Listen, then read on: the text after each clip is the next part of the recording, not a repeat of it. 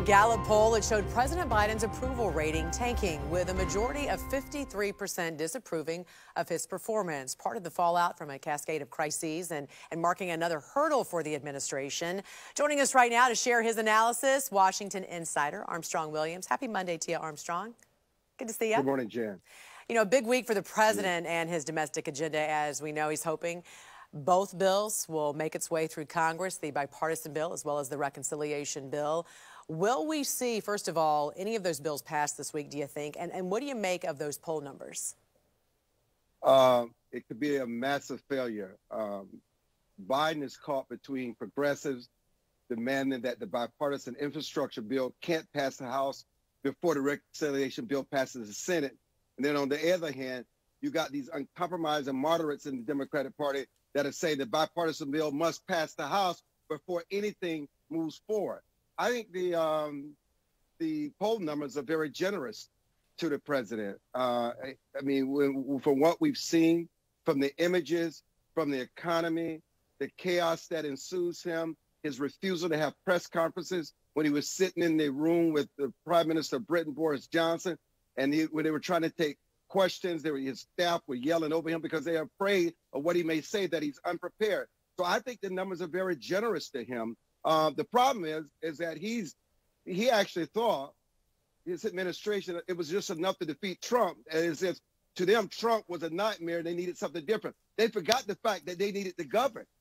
And governing is not something they're doing very well. Another thing that's not talked about, Jan, and you're going to be surprised to hear this, is that they crippled his vice president. What they do is send her on these she poo-poo shows like The View while these crises are going on at the border with the Haitians that look like Django Revisited.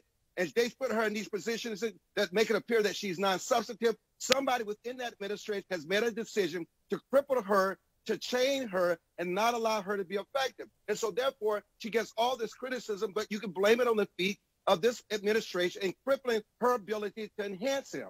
And that just hasn't happened either. And on Facebook, you even wrote here, you said the White House appears paralyzed. This is what happened to Jimmy Carter, but it took 2 years before Carter's presidency collapsed. President Biden has crashed in 8 months. At a certain point, the president's schedule can be overwhelmed with fires that consume all of the administration's bandwidth.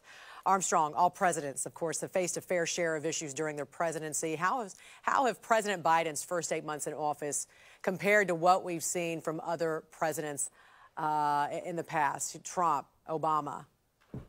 You've not seen this kind of chaos on the border where you have hundreds of thousands of people coming here, where there are no demands for mass protocols, no demands for vaccine, and you hold the American people to one standard. The American people can clearly see and understand that double standard. You've not seen the kind of images out of from the border with Haitians, where they're held to one standard and others are held to another. It's easy for someone like Maxine Waters to say it's worse than any kind of slavery that she's read about. They see this as racism. The reconciliation bill, you've never seen in the Republican Party and the Republican administration where you have to deal with the progressives and the moderates, and they're doing everything they did to derail the president's agenda, knowing that he desperately needs a victory. You've not seen anything like Afghanistan with the big lie, where the administration just outright lied that they retaliated against ISIS-K for those 13 Marines that died, and they killed innocent civilians and families. You've not seen anything like that. You've not seen in the Middle East where Saudi Arabia is entering agreements with Russia. You've not seen that. You've not seen the betrayal of France's anger over them signing this agreement in Australia over the submarine, where they're just outright saying this is something that we thought Trump was capable of. You've not seen this. This is within 8 or 9 months. He has to get it together. They're paralyzed, and it's steadily unraveling. We've not seen this. And to your point, despite all of that, just 53% disapproving of his performance. Generous. Right, Generous. Just a little bit more than the majority, despite all of that. And you know what, Armstrong, we have a lot of time before the midterm elections next year. People's memories are very short these days. Looking ahead, how do you foresee the president's performance impacting Democrats on the campaign trail going forward? I think James Rosen is so correct in his earlier package about the images of Afghanistan, the images of Haitians and those horses. Remember, Trump could never get over Charlottesville. And what he said, they're good people on both. He could never get over that image. People understand images. And look, His strongest constituency, black people, are outraged. I mean, they're just off the chain. The NAACP, the Urban League, you don't see this with the Democratic president, right? Especially when you've got a black woman who's vice president. She can't control them. They're outraged. You have not seen this. And you know what? Last but not least, the country is more divided than ever. Whatever happened to his unified message of bringing Americans together, it just does not exist. Armstrong, great to see you on this Monday. I like how fired up you are. You're getting us started this week on fire.